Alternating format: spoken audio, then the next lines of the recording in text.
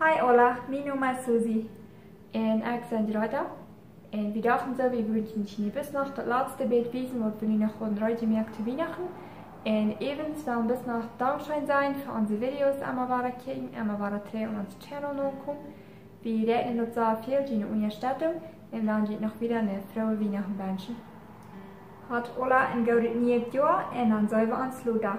Dankeschön für Kicken. In dit video doe ik pretzels aandoen. Ik leg dat zo te snack. En wat ik doe, wie ik doe was zo'n Weihnachtskranzen maken. Dit weer het eerste mal wat ik dat overigens gedaan heb. En ik had de grote pretzels gekauft, die hadden niet de kleine als ik met de pretzels voor kaufen. Aber wenn die de kleine kann kaufen, met de kleine schaft würde besser schaffen, die sind ein bisschen kleiner und ein klein bisschen dicker, so die gehen beter te decorating, wenn einer du wel M&M's snap oder irgendwas, dann die nach Strom machen. Das schafft besser mit die Dicke als was mit diese große dort. Aber ja, mir sagt das so, ich mag die Weihnachtskranzen machen mit den Pretzels, so ich das ich will ja mehr Produkte proben. Und das geht hier, wo man sein kann, das ist nicht 100% perfekt. Aber ich das so, wenn irgendwer wie wird checken dort, wo du vielleicht noch für die Rabel nach something merken, was du so einfach gedaan wird, aber still noch nur Weihnachten Leute, das würde eine feine Idee sein.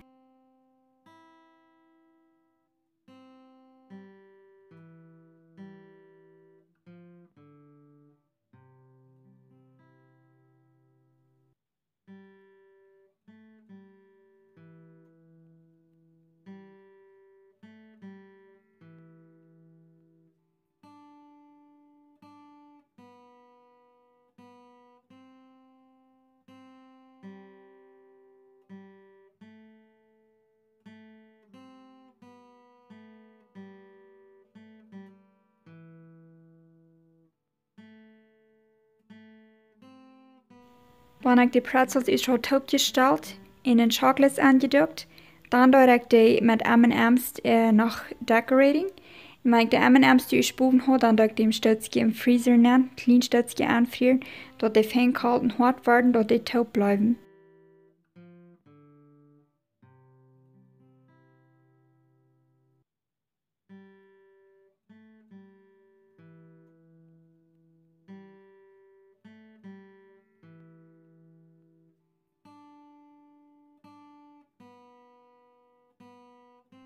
En hier zit ik bloß noch voor pretzels goed zo bloß een chocolates aandoen. En dan krijg je einer de kransen dat ook bloß een stukje aanvrieren, dat die hard worden, dat einer de fan kan taub vliegen.